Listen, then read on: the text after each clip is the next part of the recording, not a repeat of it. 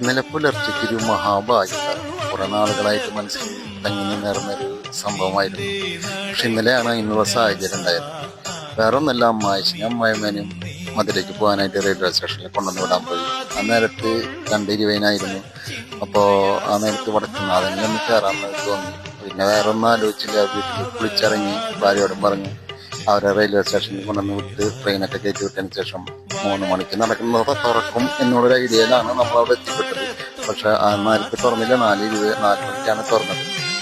അപ്പോൾ നല്ല ബ്രഹ്മമുഹൂർത്തമായിരുന്നു, നല്ല സമയമായിരുന്നു. ആ നേരത്ത് ഒരുപാട് പോസിറ്റീവ് എനർജി നടക്കുന്ന കർമ്മങ്ങളും മറ്റുള്ളതൊക്കെ ചെയ്യുന്നൊരു സമയമായതുകൊണ്ട് തന്നെ മഹാഭാഗ്യമായിരുന്നു.